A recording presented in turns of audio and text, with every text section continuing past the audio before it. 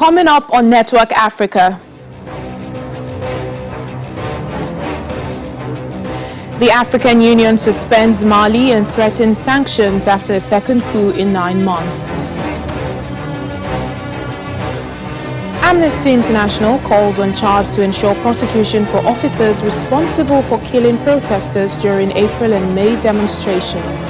Plus, the World Food Programme provides emergency food assistance to over 1 million people in Ethiopia's TIGRAY region.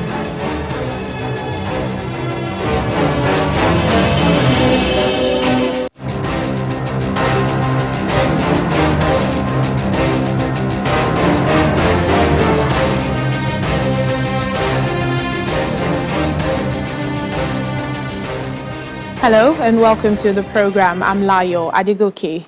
Mali's membership in the African Union has been suspended with immediate effect, and the country threatened with sanctions following a second military coup in 9 months. In a statement late on Tuesday, the body's Peace and Security Council said the AU has decided to immediately suspend the Republic of Mali from participation in all activities of the African Union, its organs and institutions, until normal constitutional order has been restored in the country. The AU also called for the military to urgently and unconditionally return to the barracks and to refrain from further interference in the political processes in Mali. It warned that if the military did not hand back power to civilian transitional leaders, the Council will not hesitate to impose targeted sanctions and other punitive measures. The African Union's move follows a similar suspension on Sunday from the Economic Community of West African States, ECOWAS.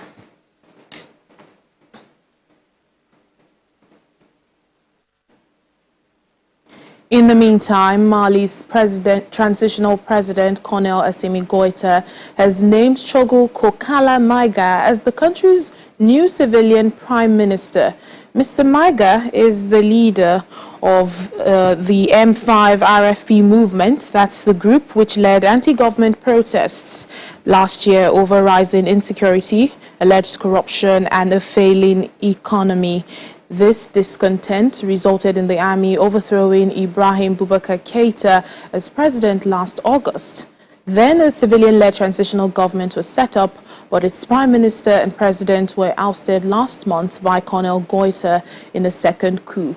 Colonel Goita was the vice president at the time, and he accused them of violating the transitional agreement after a cabinet reshuffle, which saw 2 senior army officers replaced. Let's get more on this story. African Affairs analyst Lester Wilcox joins us now for more on the program. Thank you for speaking to us. This is the second suspension for Mali. Earlier this week, we saw ECOWAS suspending the country, and now the African Union. What do you make of all of this? Yeah, thank you for having me. It's quite unfortunate that the situation in Mali is getting more dire and desperate, with that calls for desperate measure. Going to have 2 coups in 9 months, it's quite disturbing, and no regional grouping or continental grouping will take it lying low, because that means more instability in Mali. That is talking about the political space, and they're not even looking at the underlying socio-economic factors in Mali, that they fight against insurgents and the militias and all whatnot. So those are some of the issues that no regional body will keep it lying low. Yes, in the past, AU and ECOWAS and other African bodies have tolerated incursions into democratic institutions. They have tolerated it, and maybe today with kid gloves. But I think it's better that they are now coming up strongly to pass strong messages. And this message must be very, very clear and very strong, because the only way to go is to be democratic. And when democratic institutions are being threatened, other bodies need to rise up. I mean, it has happened, like it happened in Gambia, when the ECOWAS, led by President Muhammadu Buhari, led the strong forces and they reverse whatever thing that the president wants to do there. So it's a good development, but it is one that must be taken with deep caution. Well, now the AU is also threatening sanctions. What do you think? Should this punishment be just for the country, or should the coup leaders also be targeted as well? I mean, Colonel Goita was part of the first coup and also this second coup. We know he said he removed President Ndor and the Prime Minister Wane because they did not consult him about a cabinet reshuffle, and now he's president, who has even named a prime minister, going against the ECOWAS, demand. What do you think? Well, I think he's making himself the god of Mali by deciding at his whims and caprices who to rule Mali or who to become what and all what. Unfortunately, like I said, it's very, very, very fluid. The foothold of the military in Mali politics is not very strong, and it must be broken. The previous prime minister that he appointed, they couldn't move against him because maybe they are just puppets, and so he seems to be holding the Mali by the jugular. Whatever sanction that needs to be cast, it shouldn't be a blanket sanction. Even in civilized world, I mean the West, they don't do blanket sanction; they do targeted sanction.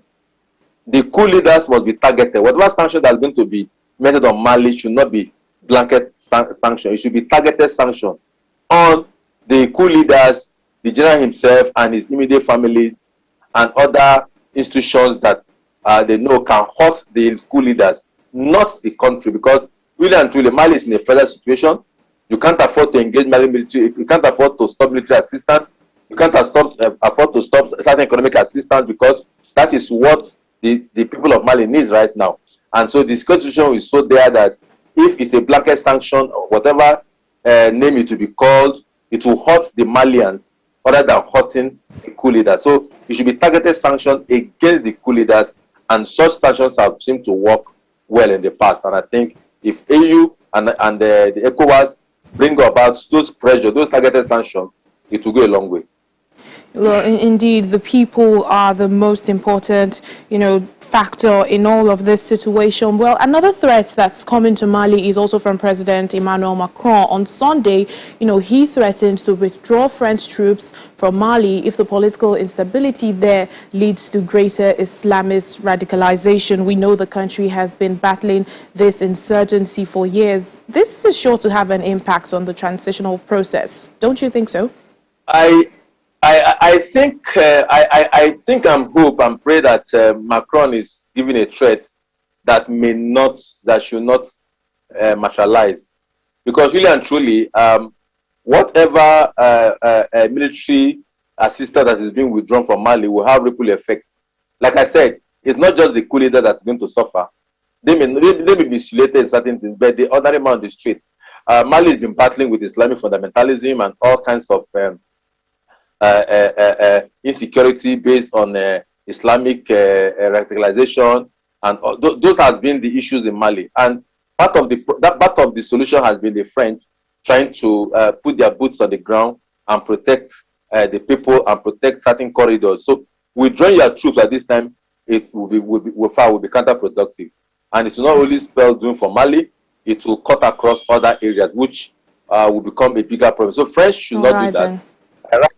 They too should have some targeted sanctions against the coup leaders, so that the pressure will be on them rather than on the generality of Malians, and by extension the entire sub-region, because French is doing a good job, and they should continue holding that job in keeping Mali safe. All right, then. Thank you so much. It's been an interesting conversation with Alistair Wilcox, Thank you very much for having me. Affairs It was my analyst. pleasure. Anytime. Moving on away from Mali, Amnesty International has asked Chad to ensure that officers responsible for killing protesters during demonstrations in April and May are prosecuted.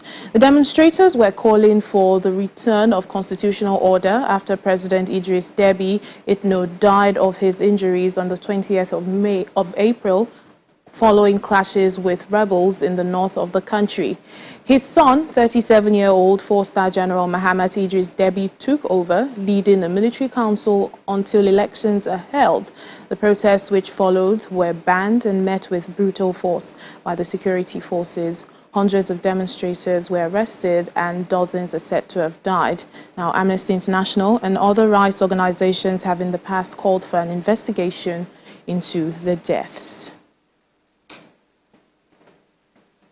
Police in Uganda have released street camera footage of two men believed to be behind Tuesday's assassination attempt on the country's transport minister. General Katumba Wamala was injured when his vehicle was sprayed with bullets by gunmen on motorcycles. Unfortunately, his daughter and driver died. It is thought he had been followed by the attackers for some distance before Tuesday's attack. The CCTV footage shows four men on two motorbikes. Now, a joint police, army and military intelligence team say they are investigating this shooting. The army also says it's looking into phone calls that seem to have been made to plan the attempted assassination. Uganda has seen a number of such attacks on high-profile figures over the last few years, and the intelligence services have never solved any of the cases. Well, joining us now for an update on this story is Ismail Musa Ladu. He's a senior journalist at the Nation Media Group in Kampala. Thank you for speaking to us. Tell us, what is the update today, especially on the health of the minister? Well, thank you very much. The same story still remains. There is no major development. Of course, what we know, just as it were yesterday, the general's condition is stable, and that's all we know at the moment. There is no any significant development so far. All right. So what is the assurance from the police? Because, you know, there have been a number of such attacks on high-profile figures in the last years, and unfortunately, none of them have been solved. Now, with this footage that they say they have seen, how certain will this case be solved? Well, this is a similar template that police has used over the years. All high-profile murders. This is the same thing. They say. They will promise that something will happen, but eventually, after 3, 4, 5 days, a week, when anxiety has calmed down, life goes back to normal. So there is no indication at the moment that anything special will happen. It will be the same story as usual. All right then, thank you so much. Ismail Musa Ladu, Ugandan journalist, joining us there from Kampala. At least 23 migrants have drowned off the coast of Tunisia as they attempted to cross the Mediterranean from Libya to Italy.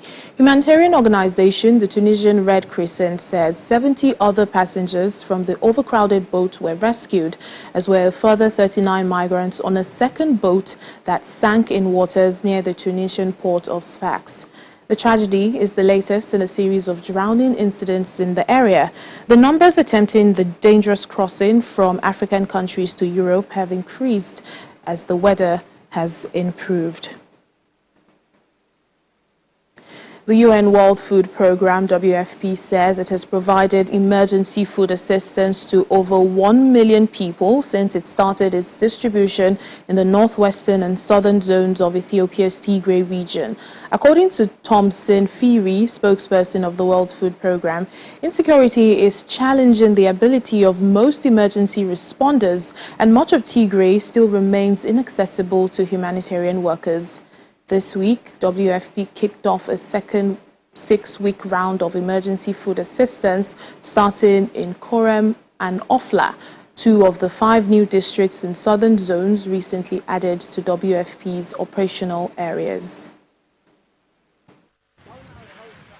We are deeply concerned at the number of people we see in need of nutrition support and emergency food assistance. Conflict has indeed interrupted or delayed some food distributions.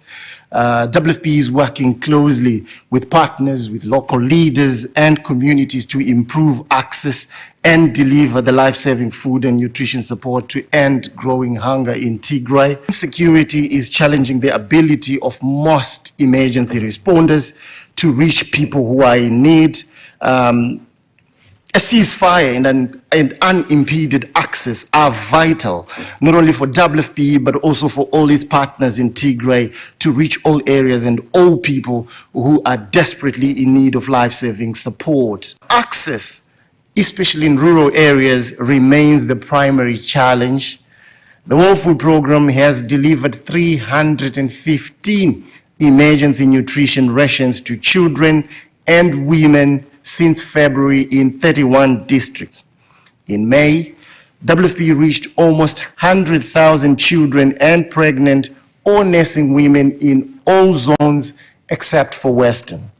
According to the Nutrition Cluster, which is a grouping of agencies who are working in nutrition, almost half of the pregnant or nursing mothers in 53 villages were either moderately or acutely malnourished. And almost a quarter of all children who were screened were found to be malnourished.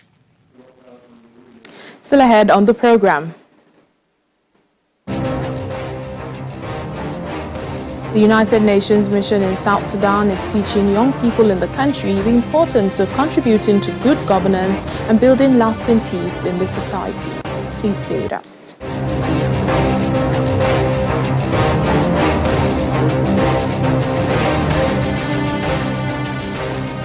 Welcome back to the program. Thousands of refugees escaping conflict in the Central African Republic are facing difficult conditions living in makeshift structures near the border in the Democratic Republic of Congo. The UN Refugee Agency, UNHCR, has started biometric registration of these refugees to help provide humanitarian assistance. Refugees from the Central African Republic are living in makeshift shelters and struggling to care for their families in remote areas close to the border in the Democratic Republic of Congo. Close to 120,000 Central Africans have fled their country into neighboring Cameroon, Chad, and Republic of Congo, with the majority finding safety in Congo since election-linked violence erupted in December. About 164,000 more are displaced inside CAR. The refugees, the asylum seekers, themselves here live in very bad conditions. It is really difficult to explain how they manage to survive because we have found people living outside. In Congo, conditions are dire with many refugees still sleeping in makeshift shelters. The UN Refugee Agency has started biometric registration of the refugees to establish the number of new arrivals and to identify people with specific needs or vulnerabilities. Over 65,000 refugees living in very remote and hard-to-reach areas have already been registered.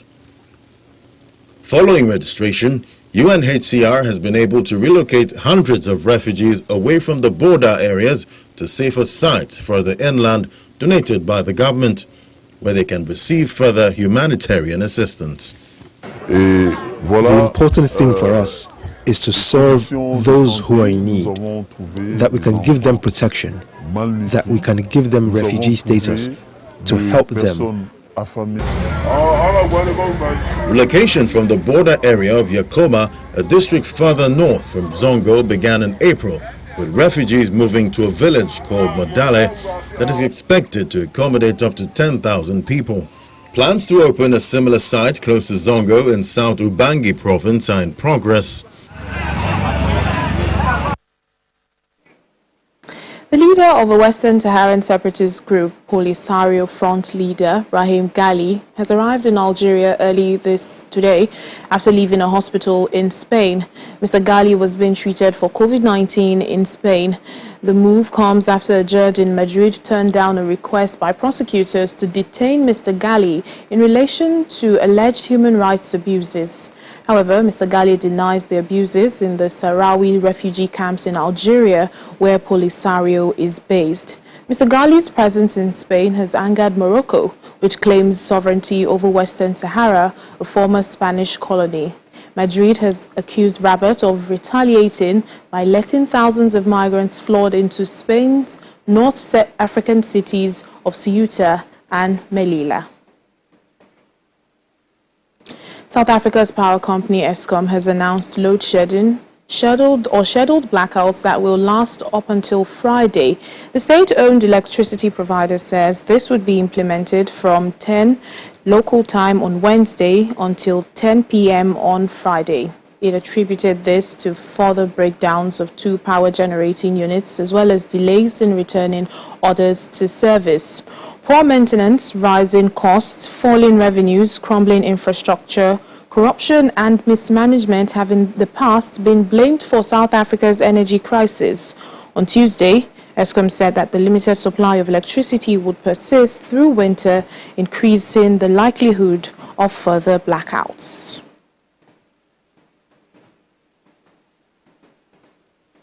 Brian Pugeni, our South Africa correspondent, joins us now for more on this. Hello, Brian. What has been the reaction of the people to the power cuts intended by Eskom? Eskom announced stage 2 load shedding in South Africa on Monday. So at the moment, the power grid, as they say, is under pressure. So at the moment, the reaction from consumers and business alike is people are not happy at the moment. There are some residents who've been calling in to Eskom saying that they haven't had power for a day or two. Some have been saying that the load shedding schedule itself is not reliable. And obviously, what this does as well to businesses, it affects businesses. So people are not happy, and businesses as well are not really impressed with the load shedding being announced. And as we enter the winter period as well, you can imagine people being in their houses in this cold weather. So people are not really happy, and economists are even saying that this is not good for the economic recovery of the country, as we've been heading in a good direction. And if there is more load shedding, this affects production. So no one is happy at the moment. Said the load shedding is attributed to further breakdowns of 2 power generating units, as that's according to Eskom, as well as delays in returning others to service. So what is the government's plan towards solving this?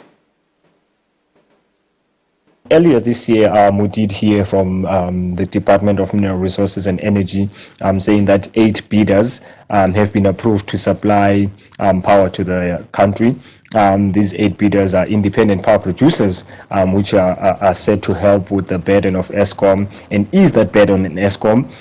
Earlier today, we heard that 3 more power suppliers have been approved as an addition to those 8 that are hopeful to start supplying energy to the country. Though this is a long-term project, which they said will only will begin at the end of the year of 2021, coming into 2022. So that's the long-term plan for which government has in mind.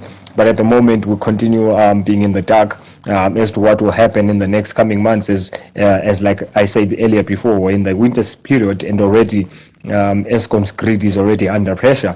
As you would imagine, people use more energy right now. But another setback for these independent producers is one of them is already embroiled in a corruption battle at the moment, which was pointed out by another bidder. So we don't know how those 2 will turn out, since they will be going to court in the next couple of months. So we don't know how that will affect government's plans to supply energy from these independent power producers. But hopefully, from the level now, we will get proper power supply from them, as government hopes. All right then. Thank you, Brian Pugeni, our South Africa correspondent there.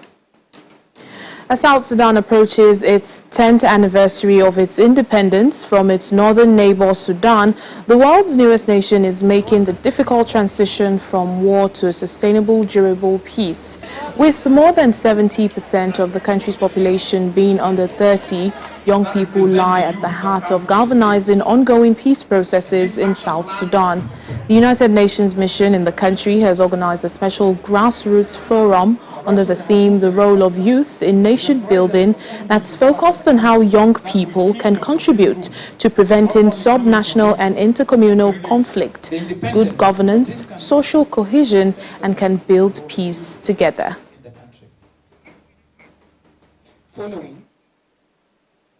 Well, that's it on the program for today. Thank you so much for watching. I'm Layo Adigoke.